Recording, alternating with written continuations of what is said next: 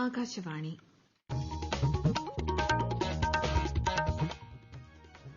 നമസ്കാരം. പ്രാദേശിക വാർത്തകൾ വായിക്കുന്നത് ലക്ഷ്മി ശ്രീ വിജയ.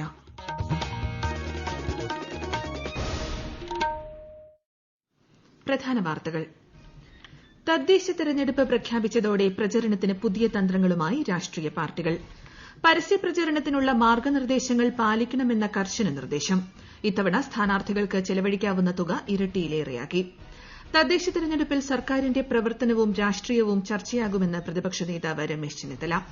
സംസ്ഥാന ഹജ്ജ് കമ്മിറ്റി മുഖേനയുള്ള ഹജ്ജ് തീർത്ഥാടനത്തിന് അപേക്ഷാ സമർപ്പണം ആരംഭിച്ചു. പ്ലസ് 1 പ്രവേശനത്തിനുള്ള രണ്ടാം സപ്ലിമെന്ററി അലോട്ട്മെന്റ് നാളെ പ്രസിദ്ധീകരിക്കും. വാർത്തകൾ വിശദമായി. തദ്ദേശ സ്വയംഭരണ സ്ഥാപനങ്ങളിലേക്കുള്ള തെരഞ്ഞെടുപ്പ് പ്രഖ്യാപിച്ചതോടെ പ്രചാരണത്തിന് പുതിയ തന്ത്രങ്ങൾ മെനയുകയാണ് വിവിധ രാഷ്ട്രീയ കക്ഷികൾ. മാസ്കുകളും വ്യാപകമായി പ്രചാരണ വസ്തുവായി മാറി. കണ്ണൂരിൽ നിന്നും ആകാശവാണി പ്രതിനിധി കെ ഒ ശശിധരൻ തയ്യാറാക്കിയ റിപ്പോർട്ട്. കോവിഡ് നിയന്ത്രണങ്ങൾ നിലനിൽക്കുന്നതിനാൽ വലിയ ആൾക്കൂട്ടങ്ങളില്ലാതെ ജാഥകളോ കൂട്ടായ പര്യടനമോ ഇല്ലാതെ തെരഞ്ഞെടുപ്പിനെ നേരിടാനാണ് രാഷ്ട്രീയ പാർട്ടികളുടെ ശ്രമം. സ്ഥാനാർത്ഥികളുടെ ഫോട്ടോയും ചിഹ്നവും പതിപ്പിച്ച പോസ്റ്ററുകൾക്കും ബാനറുകൾക്കും പുറമെ മാസ്കുകൾ പ്രചാരണത്തിന് വ്യാപകമായി ഉപയോഗിക്കാനുള്ള ശ്രമമാണ് അണിയറയിൽ നടക്കുന്നത്. പാർട്ടി ചിഹ്നങ്ങൾ പതിപ്പിച്ച മാസ്ക് നിർമ്മിച്ചു നൽകാനായി സ്ഥാപനങ്ങളും ഒരുങ്ങിക്കഴിഞ്ഞിട്ടുണ്ട്. കോട്ടൺ തുണിയിലാണ് ചിഹ്നങ്ങൾ പ്രിന്റ് ചെയ്യുന്നത്. മാസ്ക് കഴുകിയാലും ചിഹ്നങ്ങൾ അതേപടി ഉണ്ടാവും. രാഷ്ട്രീയ പാർട്ടികൾ വലിയ തോതിൽ ഇത്തരത്തിലുള്ള മാസ്കിന് ആവശ്യപ്പെടുന്നതായാണ് വിവരം. എന്നാൽ തെരഞ്ഞെടുപ്പ് ദിവസം നിശ്ചിത ദൂരപരിധിക്കുള്ളിൽ രാഷ്ട്രീയ പാർട്ടികളുടെ ചിഹ്നം പതിപ്പിച്ച മാസ്ക് ഉപയോഗിക്കരുതെന്ന് തെരഞ്ഞെടുപ്പ് കമ്മീഷൻ വ്യക്തമാക്കിയിട്ടുണ്ട്. തദ്ദേശ തെരഞ്ഞെടുപ്പിൽ സ്ഥാനാർത്ഥികൾക്ക് ചെലവഴിക്കാവുന്ന തുക ഇരട്ടിയിലേറെയാക്കി. ഗ്രാമപഞ്ചായത്തിൽ മത്സരിക്കുന്നവർക്ക് നേരത്തെ 10,000 രൂപയെ ചെലവാക്കാനാകുമായിരുന്നുള്ളൂ. ഇത്തവണ ഇത് 25,000 ഉയർത്തി. ബ്ലോക്ക് പഞ്ചായത്തിലും മുനിസിപ്പാലിറ്റികളിലും 30,000 നിന്ന് 75,000 കൂട്ടി. 1,50,000 ലക്ഷം രൂപ വരെ ജില്ലാ പഞ്ചായത്തിലും കോർപ്പറേഷനിലും ചെലവാക്കാം. നേരത്തെ ഇത് 60,000 ആയിരുന്നു. ചെലവ് കണക്ക് തെരഞ്ഞെടുപ്പ് കഴിഞ്ഞ് 30 ദിവസത്തിനകം സമർപ്പിക്കണം. തദ്ദേശ സ്വയംഭരണ സ്ഥാപനങ്ങളിലേക്കുള്ള തെരഞ്ഞെടുപ്പിന്റെ പരസ്യപ്രചാരണത്തിനുള്ള മാർഗ്ഗനിർദ്ദേശങ്ങൾ കർശനമായി പാലിക്കണമെന്ന് രാഷ്ട്രീയ പാർട്ടികളുടെ യോഗത്തിൽ തിരുവനന്തപുരം കളക്ടർ നവജ്യോത് ഖോസ നിർദ്ദേശിച്ചു. ചുവരെഴുത്തിലടക്കം പാലിക്കേണ്ട മാർഗ്ഗനിർദ്ദേശങ്ങൾ പുതുക്കി. വിശദാംശങ്ങളുമായി ബിന്ദു. തെരഞ്ഞെടുപ്പ് പ്രചാരണത്തിനായി പരസ്യം എഴുതുന്നതിനോ സ്ഥാപിക്കുന്നതിനോ വരയ്ക്കുന്നതിനോ ചുമതലപ്പെടുത്തുന്ന വ്യക്തിയുടെ പേരും സ്ഥാനപ്പേരും നിർബന്ധമായും പരസ്യത്തിൽ ചേർത്തിരിക്കണം. വ്യക്തികളെ അധിക്ഷേപിക്കുന്നതും പ്രകോപനപരവുമായ പരസ്യങ്ങൾ പാടില്ല. മതവികാരം ഉണർത്തുന്നതും ബീഭത്സ ചിത്രങ്ങൾ പ്രദർശിപ്പിക്കുന്നതുമായ പരസ്യങ്ങളും അനുവദിക്കില്ല. മറ്റൊരു സ്ഥാനാർത്ഥി പ്രചാരണത്തിനായി സ്ഥാപിച്ചിട്ടുള്ള ബോർഡുകൾ നശിപ്പിക്കുകയോ മറയ്ക്കുകയോ ചെയ്യാൻ പാടില്ല. വാഹനയാത്രികർക്കും കാൽനടക്കാർക്കും മാർഗ്ഗതടസ്സമുണ്ടാക്കുന്ന രീതിയിൽ തെരഞ്ഞെടുപ്പ് പരസ്യം സ്ഥാപിക്കരുത്. മുൻകൂർ അനുമതിയില്ലാതെ പൊതുസ്ഥാപനങ്ങളുടെ കെട്ടിടങ്ങളിലോ വസ്തുവകകളിലോ ഇലക്ട്രിക് പോസ്റ്റുകളിലോ മൊബൈൽ ടവറുകളിലോ ടെലിഫോൺ പോസ്റ്റുകളിലോ പരസ്യം പാടില്ല. വോട്ടെടുപ്പ് അവസാനിച്ചാൽ ഉടൻ അതത് സ്ഥാനാർത്ഥികളും രാഷ്ട്രീയ കക്ഷികളും തെരഞ്ഞെടുപ്പ് പരസ്യങ്ങൾ നീക്കം ചെയ്യുകയോ പുനഃചംക്രമണത്തിന് ഏജൻസികൾക്ക് കൈമാറുകയോ ചെയ്യണം. നീക്കം ചെയ്തില്ലെങ്കിൽ വോട്ടെടുപ്പ് അവസാനിച്ച് 5 ദിവസങ്ങൾക്കുള്ളിൽ തദ്ദേശ സ്വയംഭരണ സ്ഥാപന സെക്രട്ടറി പരസ്യം നീക്കം ചെയ്യുകയും ചെലവ് സ്ഥാനാർത്ഥിയിൽ നിന്ന് ഈടാക്കുകയും ചെയ്യും. News desk Akashvani. എറണാകുളം ജില്ലയിൽ തദ്ദേശ തെരഞ്ഞെടുപ്പിനുള്ള ഒരുക്കങ്ങൾ പുരോഗമിക്കുന്നതായി collector S Suhas.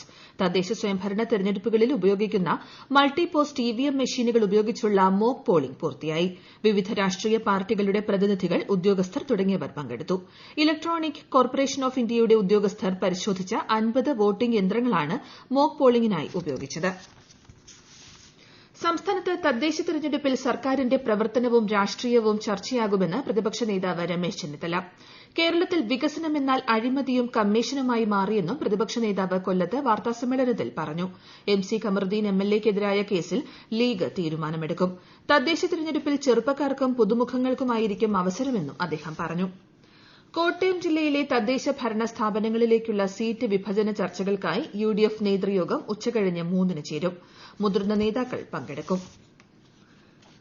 വഞ്ചനക്കേസിൽ Manjeshwaram MLA MC Kamaruddin റിമാൻഡിൽ തുടരുന്ന സാഹചര്യത്തിൽ മുസ്ലിം ലീഗ് ഉന്നതാധികാര സമിതി യോഗം കോഴിക്കോട് ചേരുന്നു. കോഴിക്കോട് ലീഗ് ഹൌസിലാണ് സമിതി ചേരുന്നത്. നിക്ഷേപകർക്ക് MLA പണം തിരികെ നൽകി ഒത്തുതീർക്കണമെന്ന നിലപാടാണ് വിഷയത്തിൽ ലീഗ് നേരത്തെ എടുത്തത്. സംസ്ഥാന ഹജ്ജ് കമ്മിറ്റി മുഖേനയുള്ള ഹജ്ജ് തീർത്ഥാടനത്തിന് അപേക്ഷ സമർപ്പണം ആരംഭിച്ചു. ഡിസംബർ 10 വരെ അപേക്ഷകൾ സ്വീകരിക്കും. കോവിഡ് പശ്ചാത്തലത്തിൽ പ്രത്യേക നിർദ്ദേശങ്ങളും ഹജ്ജ് കമ്മിറ്റി പുറപ്പെടുവിച്ചിട്ടുണ്ട്. ആദ്യഘട്ടത്തിൽ അപേക്ഷകൾ ഓൺലൈൻ വഴി സമർപ്പിക്കണം. നറുക്കെടുപ്പിന് ശേഷം തെരഞ്ഞെടുക്കപ്പെടുന്ന അപേക്ഷകർ രണ്ടാം ഘട്ടത്തിൽ വീണ്ടും അപേക്ഷയും പാസ്പോർട്ട് ഉൾപ്പെടെയുള്ള രേഖകളും സമർപ്പിക്കണം. കേന്ദ്ര ഹജ്ജ് കമ്മിറ്റിയുടെ വെബ്സൈറ്റിലും കേരള സംസ്ഥാന ഹജ്ജ് കമ്മിറ്റിയുടെ വെബ്സൈറ്റിലും അപേക്ഷാ സൌകര്യം ലഭ്യമാണ്.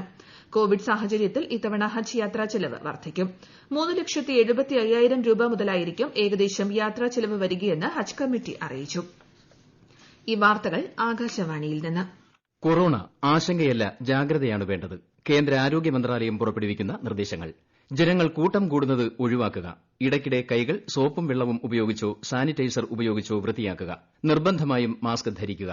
പനിയോ ചുമയോ ശ്വാസതടസ്സമോ തുടരുന്ന സാഹചര്യത്തിൽ വൈദ്യസഹായം തേടുക. കൊറോണയെ സംബന്ധിച്ച വിവരങ്ങൾക്ക് ആരോഗ്യ മന്ത്രാലയത്തിന്റെ 1075ലും ദിശയുടെ 1056ലും ബന്ധപ്പെടാം. കോവിഡ് രോഗികൾക്ക് കൂട്ടിരിപ്പുകാരെ അനുവദിക്കാമെന്ന സർക്കാർ നിർദ്ദേശം നൽകിയെങ്കിലും സന്നദ്ധരാവുന്നവരുടെ എണ്ണം വളരെ കുറവാണെന്ന് ആരോഗ്യവകുപ്പ്. നിലവിൽ കെയർടേക്കർമാർ, നഴ്സുമാർ, നഴ്സിംഗ് അസിസ്റ്റന്റുമാർ എന്നിവർ തന്നെയാണ് കൂട്ടിരിപ്പുകാർക്കായി പ്രവർത്തിക്കുന്നത്. കിടപ്പ് രോഗികൾ, അൽഷിമേഴ്സ് രോഗികൾ, ഭിന്നശേഷിക്കാർ, ഭാഗികമായി ചലനശേഷി നഷ്ടമായവർ തുടങ്ങിയവർക്കൊപ്പം മുഴുവൻ സമയവും സഹായികൾ ആവശ്യമാണ്. ആരോഗ്യപരമായ ജീവിത രീതികളിലൂടെയും സാമൂഹിക അകലം പാലിച്ചും മാസ്കിന്റെയും സാനിറ്റൈസറിന്റെയും ശരിയായ ഉപയോഗത്തിലൂടെയും നമുക്ക് കോവിഡ് മഹാമാരിയെ കീഴടക്കാൻ സാധിക്കുമെന്നും പുതിയൊരു നല്ല നാളേക്കായി ആരോഗ്യപരമായ ജീവിതം നയിക്കാമെന്നും പ്രശസ്ത കാർഡിയാക് സർജനും പത്മശ്രീ അവാർഡ് ജേതാവുമായ ഡോക്ടർ ജോസ് ചാക്കോ പെരിയപുരം ആകാശവാണി വാർത്തകളോട് പറഞ്ഞു. നാം എല്ലാവരും ഇപ്പോൾ കടന്നുപോകുന്ന ഒരു കാലഘട്ടം വലിയൊരു പരീക്ഷണ കാലഘട്ടമാണ്. സമൂഹത്തോട് ചേർന്ന് നിൽക്കണമെന്നും നമ്മൾ ബാക്കിയുള്ളവരുമായിട്ട് നാം എല്ലാം ഷെയർ ചെയ്യണമെന്ന് പറയുന്ന ഒരു സാഹചര്യത്തിൽ നിന്നും പരസ്പരം അകന്നു നിൽക്കണം എന്ന് പറയുന്ന ഒരു കാലഘട്ടം. നമ്മൾക്ക് വേണ്ടപ്പെട്ട, നമ്മൾ വളരെയധികം സ്നേഹിക്കുന്ന ഒട്ടേറെ വ്യക്തികൾ ഈ പരീക്ഷണത്തിലൂടെ കടന്നുപോയിട്ടുണ്ട്. വളരെ ചുരുക്കം ചിലർക്കാണെങ്കിലും അവരുടെ ജീവിതം നഷ്ടപ്പെട്ടിട്ടുണ്ട്. ഈ കാലഘട്ടത്തിൽ നിന്നും ഒരു ഫീനിക്സ് പക്ഷിയെപ്പോലെ നമ്മൾക്ക് എല്ലാവർക്കും ഉണർത്തെഴുന്നേൽക്കാം. അതിനായി ആരോഗ്യപരമായിട്ടുള്ളൊരു ജീവിതം നമ്മൾക്ക് നയിക്കാം. ഒരു സേഫ് ഡിസ്റ്റൻസിംഗിലൂടെ, ശരിയായ രീതിയിൽ മാസ്കുകൾ ധരിക്കുന്നതിലൂടെ, വേണ്ട സമയത്തെല്ലാം സാനിറ്റൈസ് ചെയ്യുന്നതിലൂടെ നമ്മൾക്ക് ഈ മഹാമാരിയെ കീഴടക്കാം. ഒരു നല്ല നാളേക്കായി നമ്മൾക്കെല്ലാവർക്കും ആരോഗ്യപരമായ ജീവിതം നയിക്കാം. നിങ്ങൾക്കെല്ലാവർക്കും നല്ല ആരോഗ്യവും നല്ല ആശംസകളും ഞാൻ നേരുന്നു. പാലക്കാട് കുഴൽമന്ദം മുൻ എംഎൽഎ എം നാരായണൻ നിര്യാതനായി. എറണാകുളത്തെ സ്വകാര്യ ആശുപത്രിയിലായിരുന്നു അന്ത്യം. കോവിഡ് ബാധിതനായി പാലക്കാട് ജില്ലാ ആശുപത്രിയിൽ ചികിത്സയിലായിരുന്നു. രോഗം മൂർച്ഛിച്ചതിനെ തുടർന്ന് എറണാകുളത്തെ ആശുപത്രിയിലേക്ക് മാറ്റി. ഞായറാഴ്ച രാവിലെ 5ഓടെയാണ് മരിച്ചത്. ദീർഘകാലം സിപിഐഎം ഏരിയ സെക്രട്ടറിയായി പ്രവർത്തിച്ചു. 2 തവണ കുഴൽമന്ദം എംഎൽഎ ആയി. നിലവിൽ ഏരിയ കമ്മിറ്റി അംഗമാണ്. നിര്യാണത്തിൽ മുഖ്യമന്ത്രി പിണറായി വിജയൻ അനുശോചിച്ചു. +1 പ്രവേശനത്തിനുള്ള 2ാം സപ്ലിമെന്ററി അലോട്ട്മെന്റ് നാളെ പ്രസിദ്ധീകരിക്കും. രാവിലെ 10 മുതൽ പ്രവേശനം നേടാം. അലോട്ട്മെന്റ് ലഭിച്ചവർ നിർദ്ദിഷ്ട തീയതിയിലും സമയത്തും പ്രവേശനത്തിനായി അലോട്ട്മെന്റ് ലഭിച്ച സ്കൂളിൽ രക്ഷകർത്താവിനൊപ്പം സർട്ടിഫിക്കറ്റുകളുടെ അസൽ സഹിതം ഹാജരാകണം. രാജ്യത്ത് ഏറ്റവും ഉയർന്ന സമ്മാനത്തുകയുള്ള ജെസിബി സാഹിത്യ പുരസ്കാരം പ്രമുഖ മലയാളി എഴുത്തുകാരൻ എസ് ഹാരിഷിന്. അദ്ദേഹത്തിന്റെ മീശ എന്ന നോവലിന്റെ ഇംഗ്ലീഷ് പരിഭാഷയായ മൊസ്റ്റാഷാണ് പുരസ്കാരത്തിന് അർഹമായത്. 25 ലക്ഷം രൂപയാണ് സമ്മാനത്തുക. ജയശ്രീ കളത്തിലാണ് പരിഭാഷ തയ്യാറാക്കിയത്.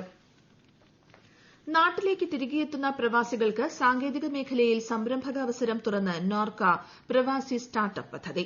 നോർക്ക റൂട്ട്സും കേരള സ്റ്റാർട്ടപ്പ് മിഷനും സംയുക്തമായാണ് പദ്ധതി നടപ്പാക്കുന്നത്. നവീനമായ ആശയങ്ങളുമായി എത്തുന്നവർക്ക് വിവിധ സ്റ്റാർട്ടപ്പ് സ്കീമുകൾ ഉൾപ്പെടുത്തി സാമ്പത്തിക സഹായം ലഭ്യമാക്കും.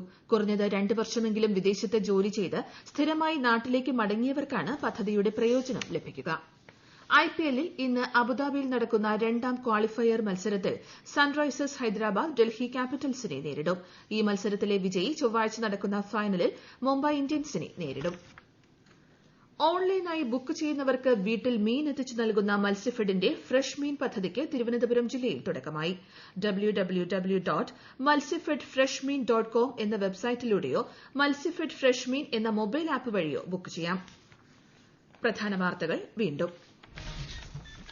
തദ്ദേശ തെരഞ്ഞെടുപ്പ് പ്രഖ്യാപിച്ചതോടെ പ്രചാരണത്തിന് പുതിയ തന്ത്രങ്ങളുമായി രാഷ്ട്രീയ പാർട്ടികൾ.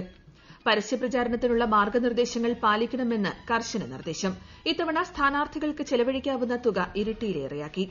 തദ്ദേശ തെരഞ്ഞെടുപ്പിൽ സർക്കാരിന്റെ പ്രവർത്തനവും രാഷ്ട്രീയവും ചർച്ചയാകുമെന്ന് പ്രതിപക്ഷ നേതാവ് രമേശ് ചെന്നിത്തല. സംസ്ഥാന ഹജ്ജ് കമ്മിറ്റി മുഖേനയുള്ള ഹജ്ജ് തീർത്ഥാടനത്തിന് അപേക്ഷാ സമർപ്പണം ആരംഭിച്ചു. +1 പ്രവേശനത്തിനുള്ള 2ാം സപ്ലിമെന്ററി അലോട്ട്മെന്റ് നാളെ പ്രസിദ്ധീകരിക്കും.